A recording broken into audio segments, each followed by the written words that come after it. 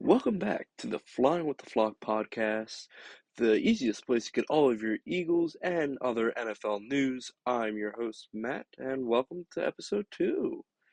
Uh, Today's topics, we're mainly going to be covering the big two games that we talked about last week, which is mainly Eagles Packers and Chiefs Ravens. We'll also touch on some other games that I find important to the landscape of the NFL. We're going to look at how the divisions are shaping up right now, and we're also going to go over my picks from last week and make picks for this week. One side note before we get into this episode, I'm currently recording this during the Monday night football game, so I will not be covering Aaron Rodgers' basically debut with the Jets in this episode. I might touch on it next week, but it's going to be a wait and see. I also obviously won't be touching on the 49ers in that case as well, and just comparing how the Eagles are currently stacking up against them. But we'll get more into the 49ers as the season goes on and as the standings shape up. So, our first topic of the day is going to be the big game that I was waiting for, and the big game it was on an international stage. We have the Eagles versus the Packers. The Eagles won 34-29, and just jumping into it, before we even get into the game, all the media coverage of how dangerous it was in Brazil, how teams couldn't wear green, how dangerous it would be for fans to wear green down there, how it's related to gang violence. And I had even covered some of the possible health concerns coming from the forest fires last week. Uh, it really didn't appear in any of the lead up to the game and or in the game itself. As per usual, the media blew that out of proportion, which, it's to be expected at this point, especially with sites like ESPN that want to get just headline grabbers and stuff and such. But just getting into the nitty gritty of it, Jalen Hurts uh, did not start off hot, and we'll cover how the Packers did as well. But just starting with our Eagles, Jalen Hurts went 20 for 34. So on paper, it really looked like a fine performance. 20 for 34, 278 yards, two touchdowns, and two interceptions, which plus one fumble, which was recovered by the Packers defense. So the Eagles did not start out hot during this game. We started out with I believe, a Jalen Hurts interception on the first drive, ending it basically giving the Packers a free trip to the red zone, which luckily our defense was able to hold. I'll get back to the defense in a little bit.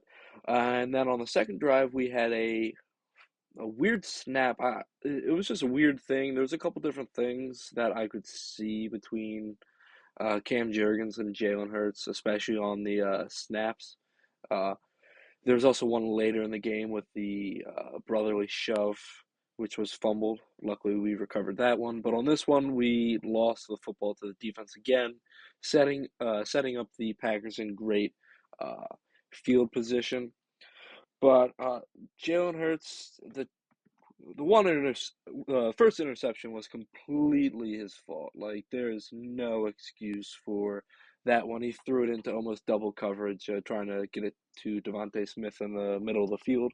At least he wasn't targeting outside the numbers like he's has been in the past year or so, but it definitely shows a little bit of growth in that category, but throwing it into double coverage was a really dumb mistake on his part. The second interception later in the game, I I can't really blame him as much, only because AJ Brown did call for the ball and he slipped, which allowed, I believe, Jair Alexander to pick off Jalen Hurts. But the man that really stepped up this game did not have a great first play. We tried to pitch it out to him and he fell flat on his face. Saquon Barkley, 24 carries for 109 yards and two touchdowns. Uh, Plus, I believe it was like 23 receiving yards and one receiving touchdown.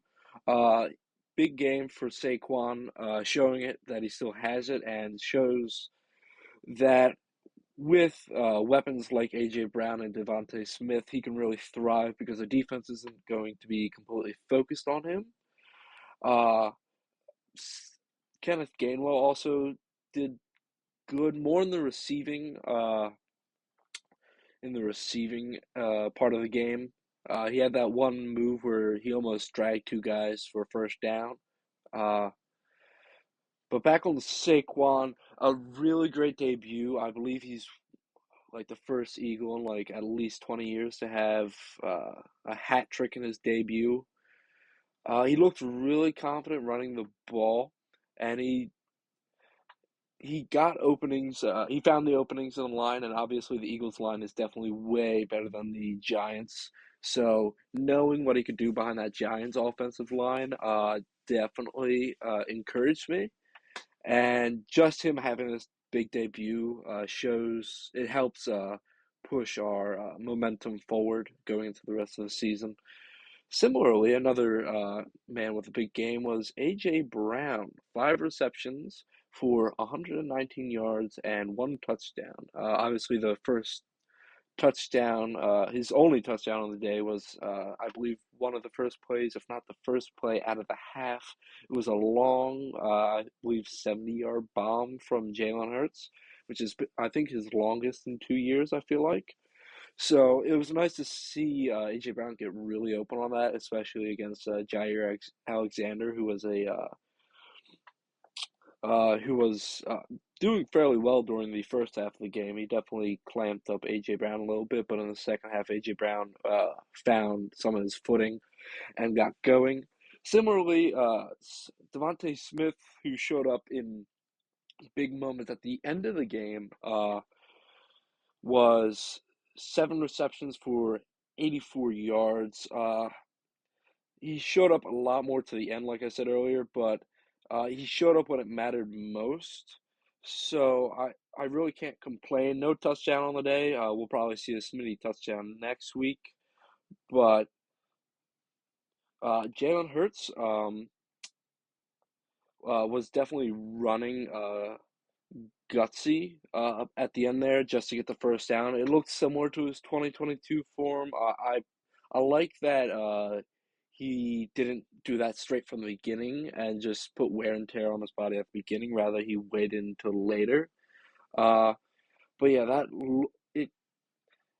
it looked really good on the offensive side of the ball. The side of the ball that I was most impressed with and most worried with coming into this game was the defense. And under Fangio, most of that concern has been alleviated off my shoulders.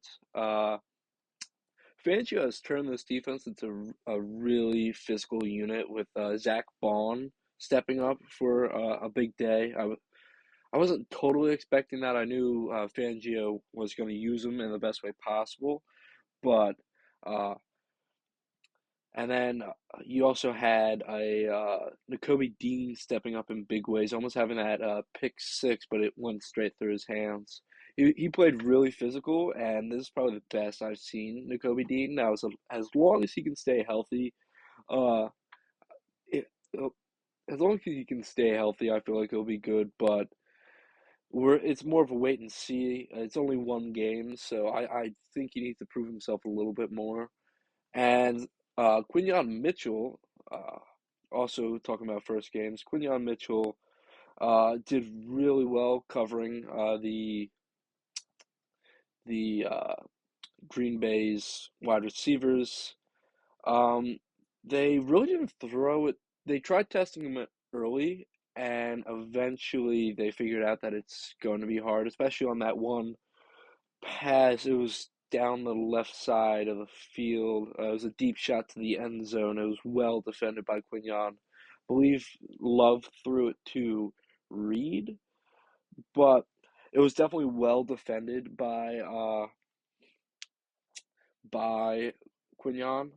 And other than that, I'm most upset that Bryce Huff and CJ Gardner Johnson really didn't step up this game. I was really hoping to see something out of those guys, even if it was just more pressures from Huff or more better coverage from C.J. Gardner-Johnson, but C.J. Gardner-Johnson was slipping everywhere. I remember seeing he missed one tackle on a touchdown pass, and I couldn't tell what he was doing. He should have been playing tighter coverage against the deep wide receiver. That I forget who it was, but it might have been Reed again. He was playing. There was no deep receivers on that play, and C.J. Gardner-Johnson was playing soft coverage, whereas he probably should have been right up against the receiver. But that's stuff that they can eventually work out. Speaking for both sides in between, before I shift over to the Packers real quick, the field conditions were horrible. It was almost reminiscent of Super Bowl 57.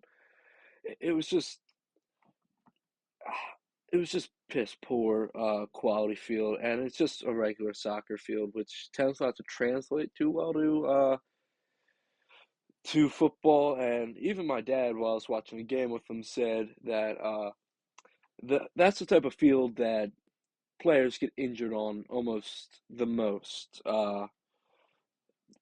You could argue that maybe MetLife and especially that turf is probably the most in the NFL, but yeah, those slippery fields that are made out of real grass.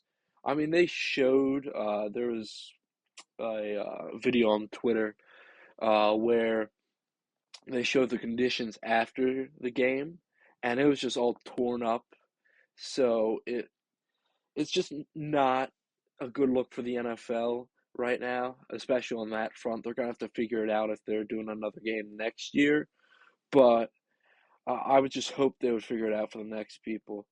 So Jordan Love and this Green Bay offense, there's a lot of issues. Matt LaFleur had to use a lot of timeouts because players weren't set right. They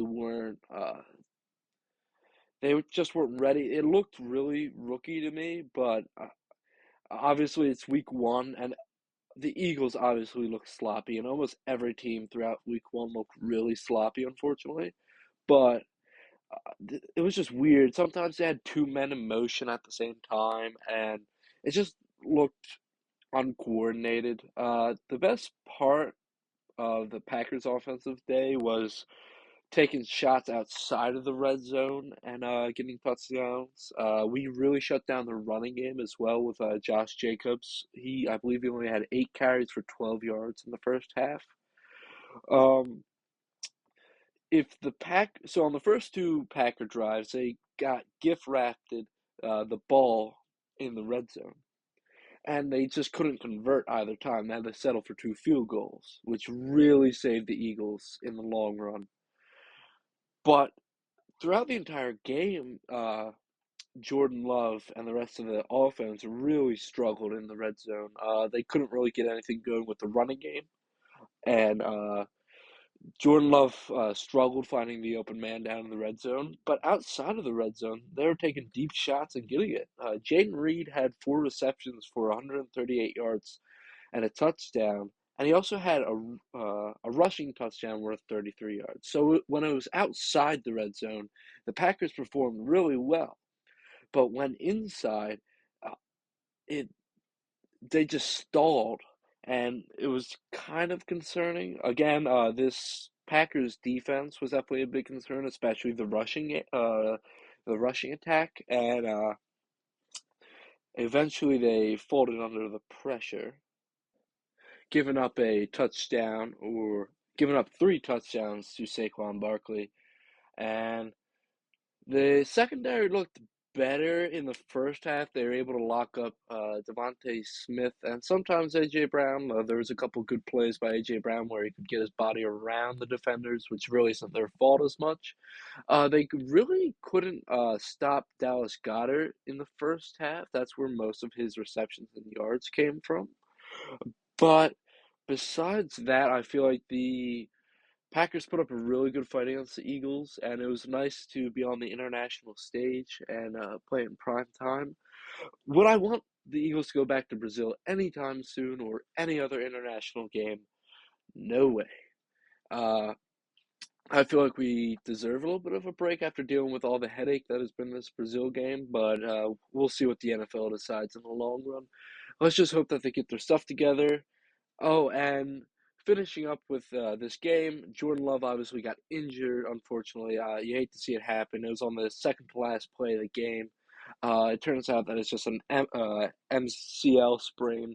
He'll only be out for 3 to 6 weeks, which is nice, but as of recording this, Monday the 9th, the Packers have to roll with Malik Willis. There's been rumors of them talking with Tannehill, but Willis is, as of right now, their only quarterback and best option for the next minimum of 3 weeks.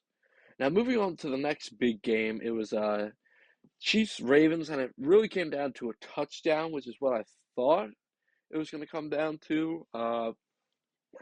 Lamar Jackson really didn't.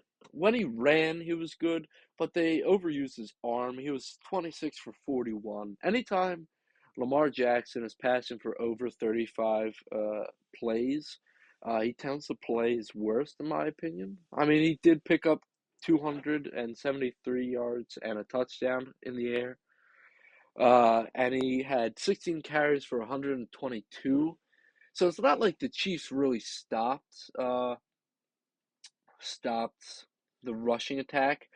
They the the Ravens completely abandoned Derrick Henry in the after the first two drives. Like, he was a non-factor, which definitely helped the Chiefs just focus in on Lamar and the passing attack. I don't even think Lamar hit Mark Andrews until the second half. And Mark Andrews ended up with two receptions for 14 yards. The big player for the day was Isaiah Likely for 9 receptions, 11 yards, and a touchdown, or 111 yards, my bad, and a touchdown. And as I said it last week that Isaiah Likely is definitely going to play a huge factor in the Ravens passing attack. I just didn't realize it was going to be that big. Zay Flowers was only targeted 6 times and only got 37 yards, which is a little bit disappointing. But I do expect them to focus on passing, hitting him more later this season. At the end, before we get into the crazy ending, Lamar was definitely running a bit recklessly, which definitely concerned me. He was trying to play almost too much hero ball, which definitely hurt the Ravens more than it helped. Uh, and then the ending with him missing a pass to wide open Zay Flowers, and then Isaiah Likely's big toe being out of bounds definitely didn't help Lamar's case. But looking at the defense, it was almost exactly what I feared. Them losing too many pieces, they got gashed by this Chiefs offense that really didn't even target their heavy hitters like Travis Kelce. It was just by Rashee Rice and Xavier Worthy was a major factor in the Chiefs offense that kept gashing uh, this uh, this Ravens defense, and it really didn't help that the refs really weren't on the Ravens side. They called three, I'm pretty sure, illegal formation penalties in one series for the Ravens. That was complete BS. All right. You can obviously tell that the NFL is most likely favoring the Chiefs right now, so the calls are going to go more their way, but that was complete BS right there. Uh, Moving on to the Chiefs offense, it looked really efficient, like I said. Uh, Patrick Mahomes really didn't hit Travis Kelce that much. You saw more Xavier Worthy, Rashee Rice, making big plays for this offense. Travis Kelce did get 3 receptions, which is more than I thought. It was only for 34 yards. But if they can force other defenses to focus on their wide receiver, I'm sure Travis Kelce will get fed the ball at some point. It's just realistically at what point will they start just almost overfeeding Travis Kelce the ball. Um, like I said, Xavier Worthy, it's had an amazing day. It was really dumb of the Bills to give the Chiefs Xavier Worthy, but overall, with two receptions, 47 yards and a touchdown, and a big rushing touchdown, which I was not expecting. Xavier Worthy was definitely the MVP for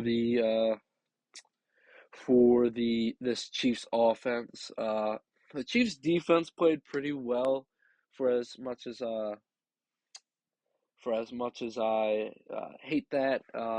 I thought they maybe would take a step back without L'Jarius Sneed, but they did all right. They didn't contain Lamar as much as I thought they were looking back at the stats.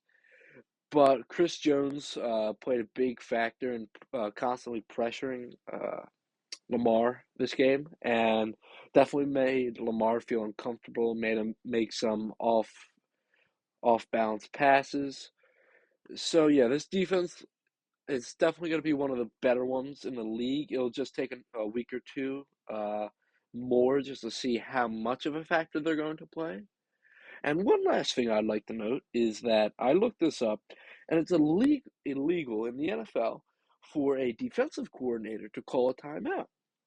So I don't know why Steve Spagnuolo, the defensive coordinator for the Chiefs, was able to call a timeout. The NFL let him get away with it. The refs let him get away with it, and there's no penalty for it. I think there should be retribution for this action, but we'll see. I'll keep you updated if I hear and or see anything else on that front of the game. Next, we're going to go around the league, looking at all the standings and the last week's NFL games. So, looking at the standings, we're all tied up, besides the Jets, obviously, in the AFC East, which with every team getting a win.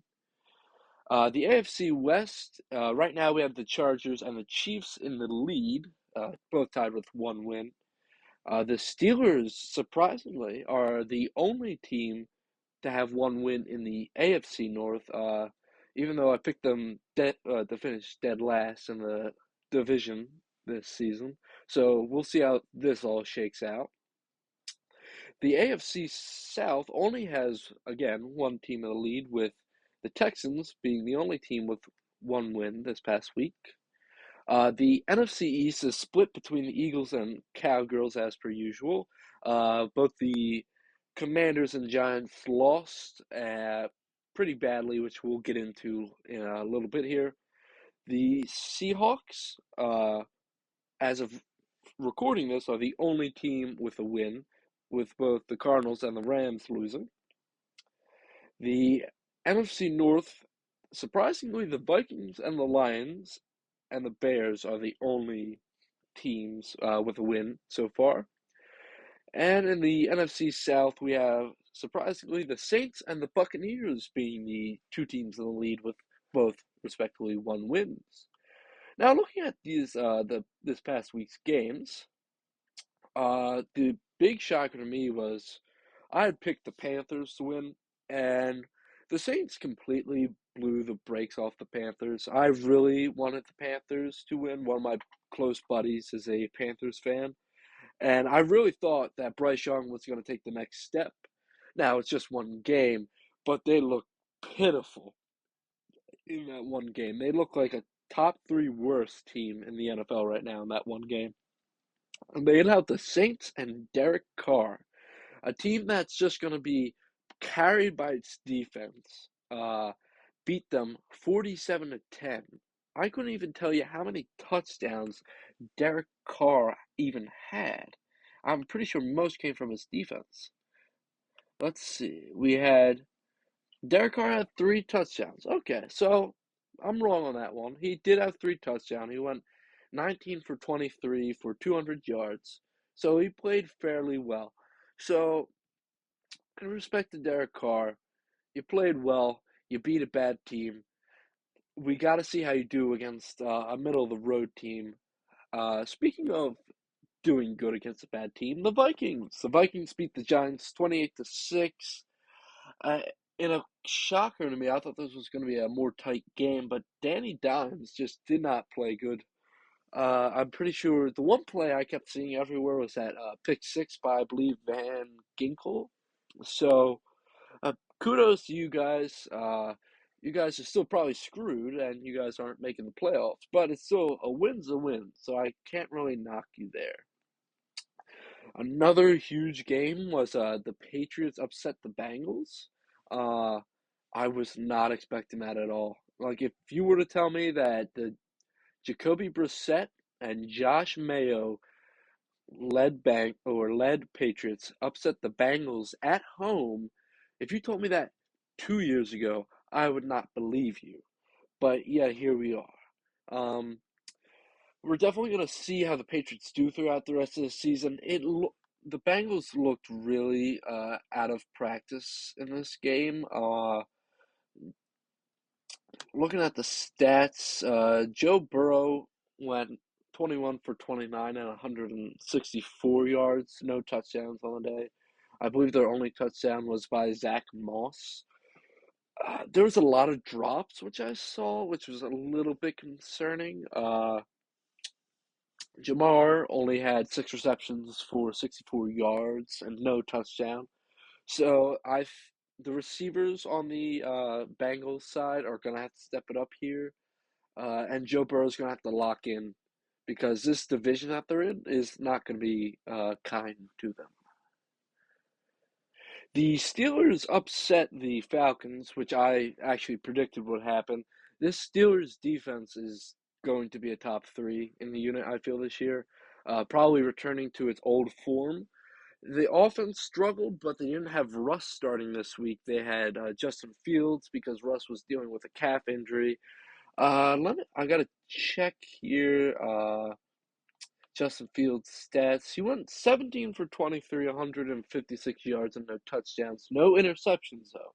As long as this as long as this offense doesn't turn over the ball with Russ or Justin Fields, whoever's starting at quarterback, I feel like they're going to do good, but they need to score touchdowns. I believe all 18 of their points came from field goals.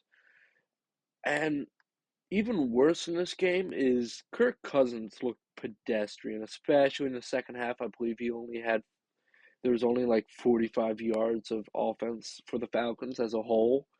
Uh, they need to feed the ball a little bit more to Bijan, find ways to scheme him open, whether it's in the passing game or running game. Uh, they have to use him more like the Eagles use Saquon, I feel, but it's going to take them a week or two to figure that out.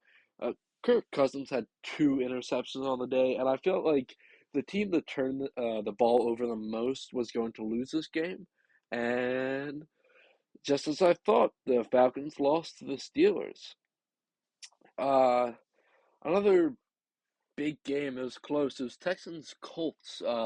Texans beat the Colts 29-27. Anthony Richardson, I'm pretty sure, only completed 9 passes for like 200 and something yards, which is like the first time I've heard that ever happen. But he had a long bomb to Alec Pierce. I'm pretty sure that's the one highlight I've been seeing going around. But yeah, definitely an interesting game. I have these two splitting, and I did take the Texans to win this game. So, yeah, I'm right on that front. CJ Stroud looked pretty good, so this division is going to come down to these two teams, I'm pretty sure, but I definitely see the Texans probably taking it. The next game of note was probably the Cowboys and Browns, only because Deshaun Watson looked horrible. I watched this game, and the Browns went for it on fourth down, I think 4 times in a row, and converted none of them. And I can't tell because I love Kevin Stefanski as a head coach and how he's turned this franchise around. I can't tell whether it was the coaching, but I knew it was the playing from Deshaun Watson. He played horrible, especially against this Dallas defense. And it's not like the Dallas offense outplayed the Browns. The they just got more opportunities because their defense gave it to them. Dak Prescott, obviously big news over the weekend, got his 4-year extension, so that's not looming over the Cowboys anymore. Uh, it was insane money. He's getting paid like $60 million a year. Uh, Pretty sure it was 240 million and 231 guaranteed to him. So congratulations, Cowgirls. You've kind of locked yourself in with Dak Prescott, which I don't completely mind because I know that you guys will probably just make it to the NFC divisional round and then choke there to somebody, or maybe just miss the playoffs entirely this year. We'll see. Finally, the last game of note was the Lions and the Rams. Both teams played pretty well, from what I remember. Lions won it 26-20 in overtime. They definitely proved that they're the more complete team right now. There's a lot of rookies on the Rams, like Jared Verse, that could step up this season. But yeah, both teams looked really good and will definitely be in the running for their division uh, as division winner. But I just felt like the Lions were the more complete team, from coaching to personnel to how uh, everything went. I felt like the Lions are going to be a top team uh, in this year, in this season. So I felt like this was definitely a statement win. So I got to give hats off to the Rams, though. They definitely gave up the good fight. Puka Nakua, I'm pretty sure, got injured with I believe, an MCL injury. He'll be out for 4 weeks, I believe. So yeah, that's really unfortunate. But you still got Cooper Kupp, which I'm pretty sure he did pretty well. Let me check the stats here. Um, let's see. Cooper Kupp, 14 for 110 yards and one touchdown. Yeah. So we might see Cooper Kupp return to form, but that's definitely going to be a more of a wait and see kind of thing. So assuming that the 49ers win tonight, I went 13 and 4 on my picks, only missing a few. Only missing, I believe it was only missing on the Bengals, Panthers, uh, Browns. So I would have gone, actually, sorry, that's my bad. If the 49ers win, I will have gone 14 and 3. So looking at that, that's pretty good for week one, but most of those games were kind of gimmies. Looking at this first week's matchup, the Bills did struggle against the Cardinals, but the Cardinals came out swinging and looked good. So I got to give it up to that. They were able to hold on, and Josh Allen was playing out of his mind. I'm pretty sure he hurdled a guy for a touchdown, which is average Josh Allen. But going up against this Dolphins team, who also looked really slow uh, against the Jags, I can definitely see the Bills winning this week, especially if Josh Allen plays like he did last week, or even like 70% of what he did last week. Uh, Realistically, it's definitely going to be another shootout, but um, yeah, give me the Bills in this matchup, and I can see the Bills most likely winning 24-17.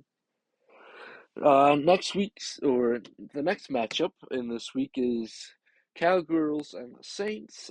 Give me the if the Cowboys lose, all right, to the Saints, it's going to be really embarrassing for them.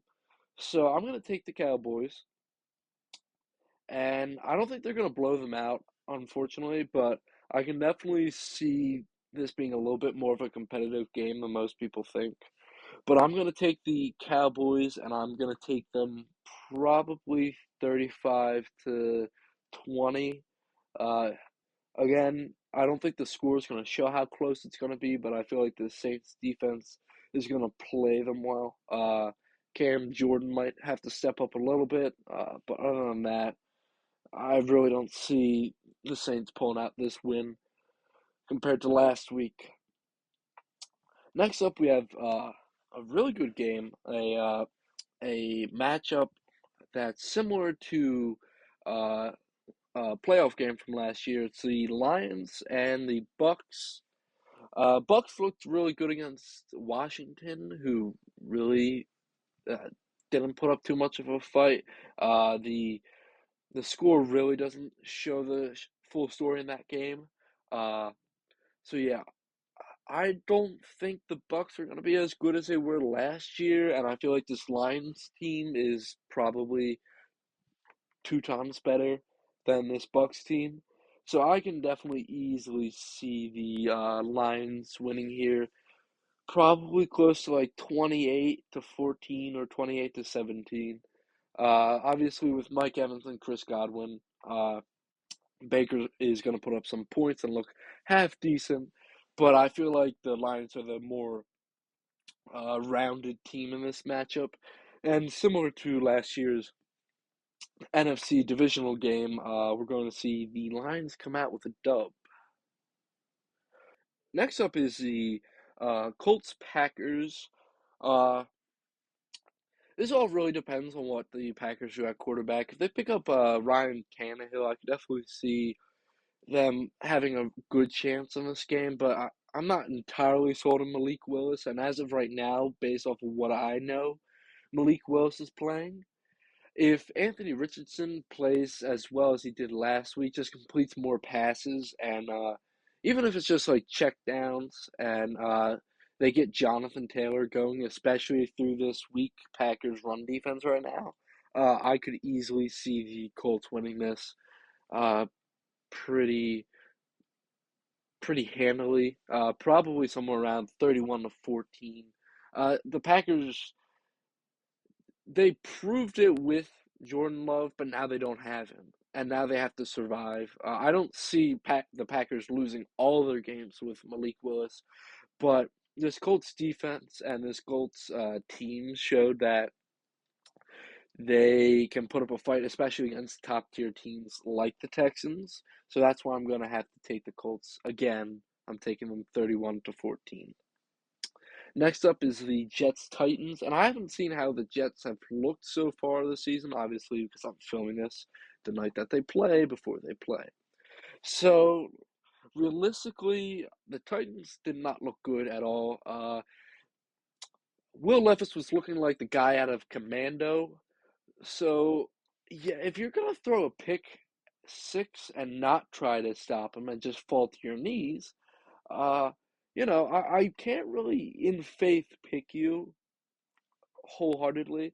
Um, Again, this really depends on how the Jets play tonight, especially against this 49ers team who is not looking too hot. Because as we are filming this right now, we just got news that McCaffrey is out, which I'll touch on in a little bit here once we get to the matchup for the 49ers. Yeah, I just think Aaron Rodgers is gonna, and this Jets team is going to beat this Titans team pretty badly.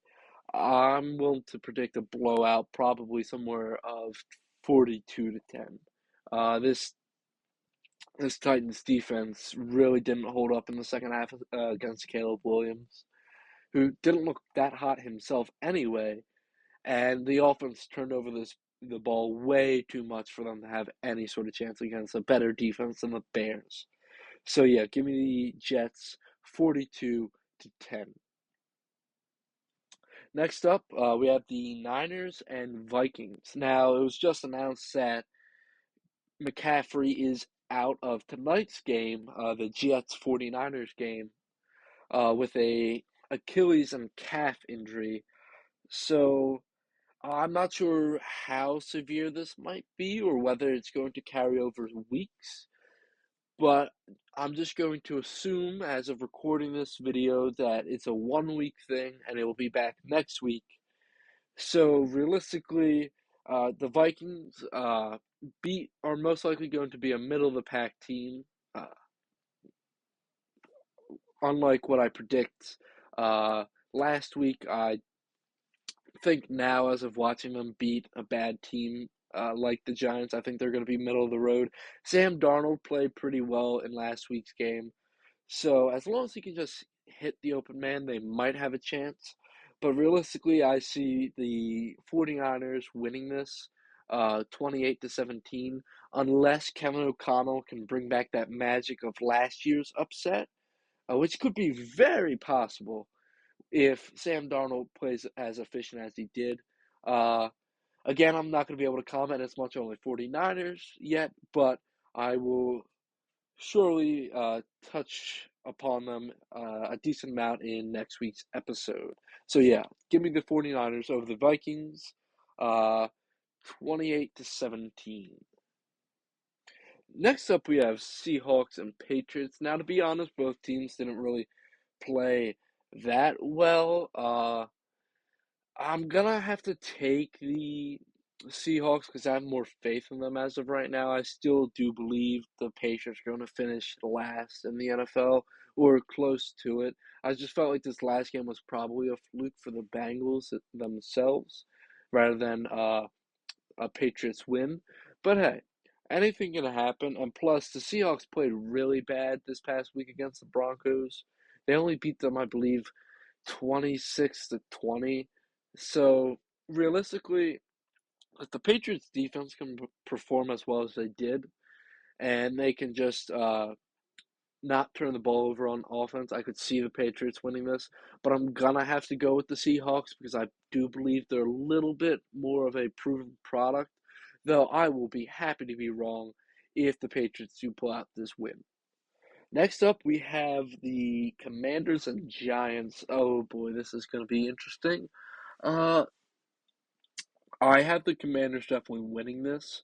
Uh, probably by. I see them winning most likely 17 to 7. Uh, both teams didn't look amazing, and I do feel like Jaden Daniels will probably have a better game against the Giants than he did the Bucks. But I have no faith in this Giants team, especially on offense. Yeah, Danny Dimes is not your answer here. You guys are just gonna have to tank and figure something out in the offseason, whether that's a trade or cutting him, which really isn't probably that viable. But at this point, it's better than just holding on to the corpse of Danny Dimes. So yeah, give me the Commanders winning. I'll say 20 to 7. Next up, we have Chargers Panthers. Yeah, Panthers. Until you prove that my theory is correct, that Bryce Young is going to take the step forward, which he looked horrible missing so many passes last week. I have to take the Chargers because they looked like the better product on the field this past week against a pretty competitive Raiders team. But under Hardball and with Justin Herbert slinging the rock and being healthy, yeah, I can't really bet against the Chargers right now. So give me the Chargers winning 28 to 13. Next up, we have the Browns and Jaguars. Give me the Jags. Right now, Deshaun looks like a shell of himself, and I was really hoping that he was going to come out week one and perform back at that MVP caliber that he did back in 2020. But he hasn't performed well since fans have re entered the stands since COVID. So I kind of have to go with the Jags here. They almost beat a Miami team uh, that is pretty well known for putting up a lot of points.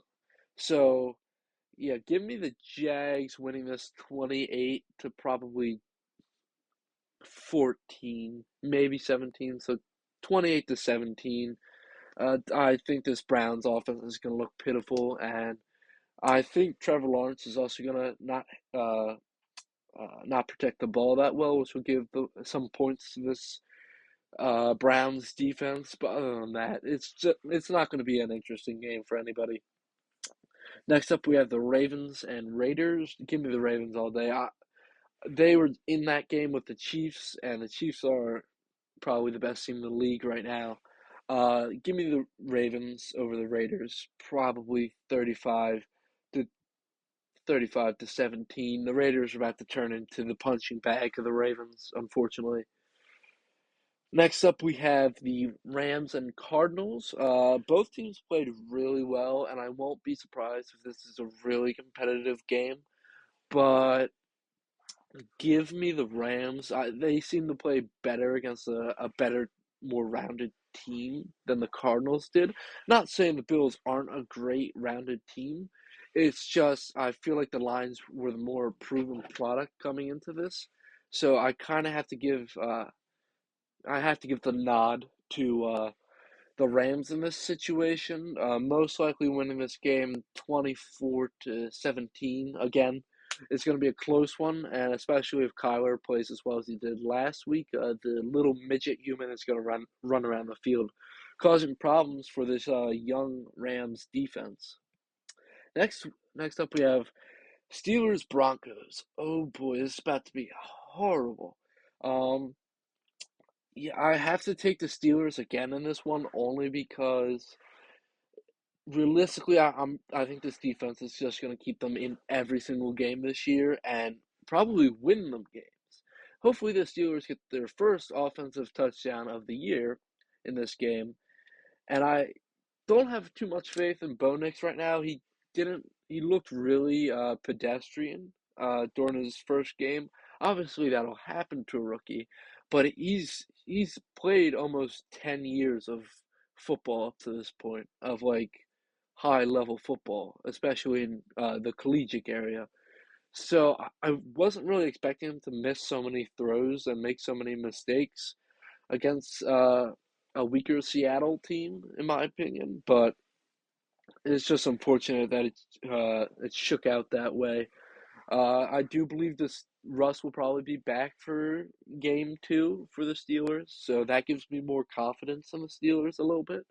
Uh, but obviously, this defense is going to keep them in every single game this year. So give me the Steelers, most likely winning 17-10.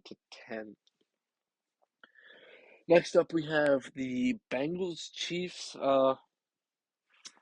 Bengals are really disappointing right now. They are definitely one of the bigger disappointments so far this season, or especially for the first week. Uh, Honestly, give me the Chiefs. It's probably going to be closer than everybody thinks. I'm going to take the Chiefs 24-17, but I wouldn't be surprised if Joe Burrow just plays out of his mind just because it's the Chiefs. But the Bengals have to prove themselves in my eyes at this point if they really want me to pick them. And as of right now, they're just not going to do that. So give me the Chiefs. Next up, we have Bears Texans. Caleb Williams didn't look that great, honestly, against a pretty bad Titans team. Uh, Hopefully, every week he just takes the next step in becoming a pro. But as of right now, I have to take the Texans because they looked pretty good against a division rival who's also blossoming right now. That is being the Colts. So give me the Texans winning this. Probably 31-17.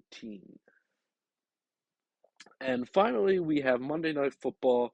The Eagles versus the Falcons. The Falcons look pretty putrid against pretty bad Steelers, and the Eagles look stellar against a pretty amazing Packers. So I'm not saying there's going to be a blowout here at the link, but it doesn't help that the Falcons aren't playing at home. And when they did, they turned the ball over twice and realistically did not play a second half on an offensive side of the ball at all. So give me the Eagles winning uh let's see, probably 35-13. Uh Give me a Devontae Smith touchdown as well, most likely. Uh as long as Kirk Cousins does not turn over the ball and doesn't look as bad as he did, then I feel like it might be closer, but unless I see that in him for a couple consistent games right now, I'm gonna have to take the Eagles 35-13. All right, well, that's it for this episode of Flying with the Flock. I just wanted to say thank you for listening, especially to the first episode. It did pretty well, better than I thought it was. So I'm gonna keep this up. I'm gonna keep this going. Eventually, I'm gonna open up some social media that you guys can contact me at if you ever want to chat or just have any thoughts on the podcast. If you ever want to guest on the podcast, just let me know, and I'll try to wrangle somebody up. But yeah, realistically, looking at it was a very sloppy week overall in the NFL. So hopefully next week a lot of teams start to sharpen that up, but that's kind of to be expected. All right, well, please leave a like and subscribe, and please comment if you have any other ideas that I could do for this podcast. And until next week, I'm I'm Matt, and I was your host. Good night.